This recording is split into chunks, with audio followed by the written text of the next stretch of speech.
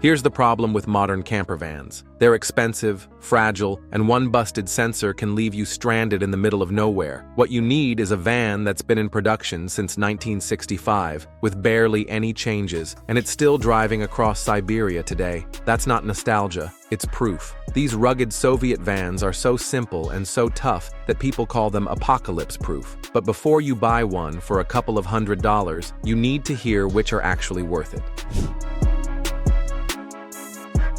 The Soviet-bred loaf van is a rugged box on wheels, nicknamed Bukanka, loaf. It's been built since 1965 with a few changes. Since then, it has become a true Soviet relic. Under the hood sits a 2.4-liter, 75-horsepower 4x4 engine. Not much by modern standards, but hey, it will run on gas as low as 72 octane, so you're never stranded if all the fuel left is really bad. The whole point is durability. Owners rave about its mechanical durability and simplicity, and amazing off-roading ability. Drop it into low range, and that box will smash that like button if you haven't done so already. But no, in all seriousness, that box will crawl through mud and snow like it's on rails. One UAZ loaf we saw even lumbered along at 50 miles per hour on a highway, not a speed demon, but plenty to outrun zombies or other daydreamers. Inside, there's zero luxury, just metal benches and vinyl, meaning fewer things to break. This van even has 2 fuel tanks, one on each side, for extra range. Spare parts? You could grab a gasket from a farming co-op,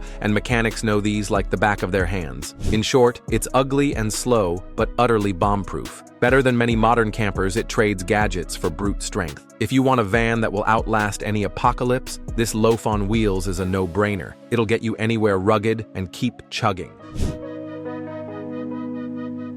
Think of the AVia-A20F as a Soviet-era Moskvich wagon turned cargo van. It's a simple rear-wheel drive panel van powered by a 1.5-liter gasoline engine producing around 75 horsepower. Made from 1972 to 2001, this little van was everywhere in the USSR. In fact, it was the most common light commercial vehicle. 3 people could ride up front, and you'd still have a boxy 2.6 cubic meters cargo area with about 350 to 400 kilograms capacity. The cabin is snug but more car-like than other Soviet vans, so day-to-day driving was tolerable. For camping, it's like owning a rusty minivan. Not great off-road, but it parks anywhere and sips fuel compared to a truck. You can mount a roof tent or pack gear in the back on top of folding benches. It's not fast or fancy. Drum brakes, skinny tires, but on pavement, it's reliable and tiny. Better than a modern camper? Only if you love working on engines yourself.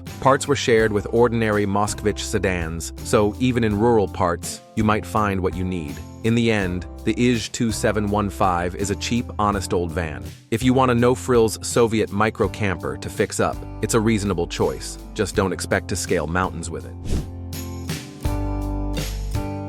Next up is the RAF-2203. Built by the Riga Autobus factory in the Latvian SSR, it's basically a stretched Volga sedan. Under the hood sits the same GAZ-24 engine/chassis, giving it smooth, car-like handling. In Soviet cities of the 1970s to 80s, these were ubiquitous, mostly as 11 to 12-seat marshrutka minibuses. The version we care about is the 8-seat crew van, which still has a ton of luggage space behind the seats. In practical terms, that means you can tow a canoe or stow a roof rack full of gear and still seat a few friends. Owners praise its comfort. The Volga roots gave it an almost car-like ride, unlike the rock-solid axle leaf Gazelle. Downside? It's still old tech.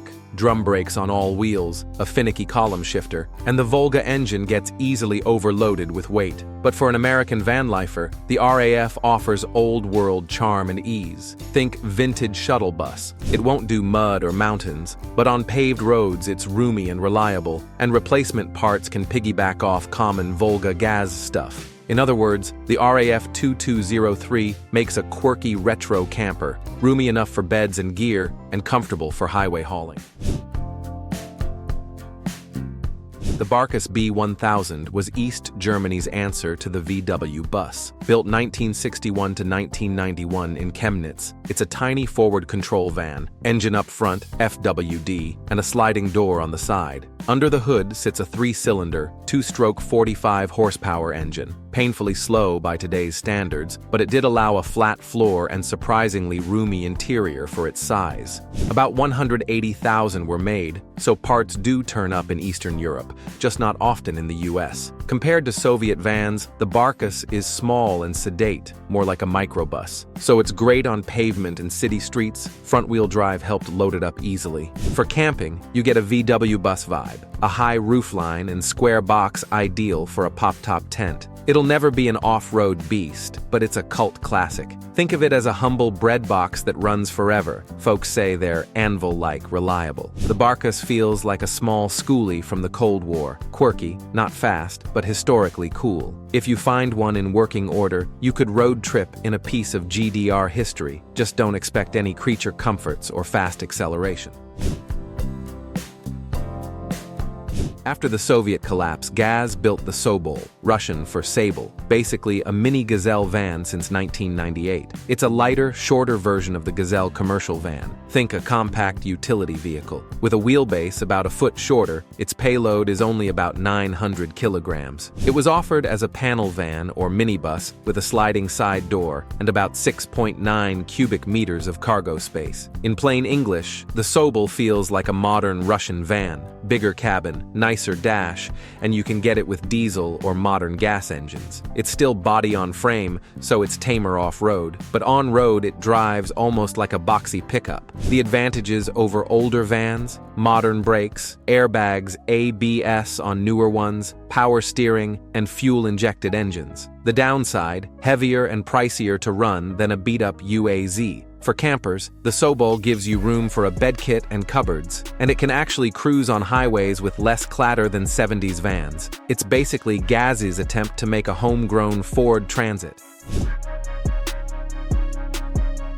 This is basically the UAZ 452 reborn as a people carrier. The UAZ 2206 country van seats up to 6 to 10 people, depending on configuration. You can add or remove seats, so it's half passenger, half cargo, perfect for turning into an expedition van. It still has solid axles, a mechanical 4x4 with a dual-range transfer case, and a centrally located engine for good weight distribution. Inside, UAZ threw in a modern 115 horsepower fuel-injected engine and a 5-speed gearbox, but otherwise it's the same tough chassis. In other words, imagine the Loaf with air conditioning and a stereo. It's more civilized than the old bread van, power steering, nicer dash, yet it inherits that legendary UAZ off-road mojo. For campers, this means more comfort. You can have real seats and windows, even dual-zone heat in back, and still press on through mud if needed. Compared to an imported van, the 2206 is cheaper to buy and modify, and any village mechanic already knows it.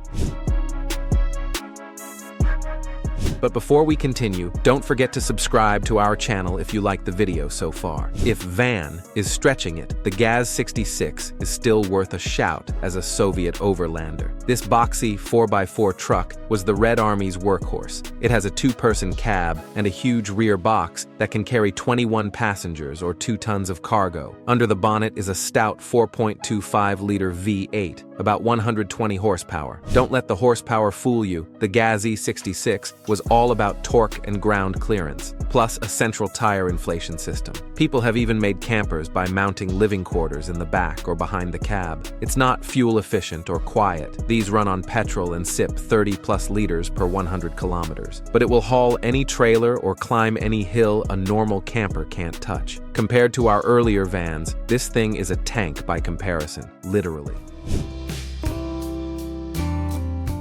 Now this is a bit of a curveball. The Avia A20F was not designed by the Soviets, but over 40,000 were imported into the USSR, so it became part of the van ecosystem. Think of it as a Czech-built copy of a 1960s French light truck. It's front-wheel drive with a boxy cab-over design. The key appeal was its durability. Owners call it anvil-like.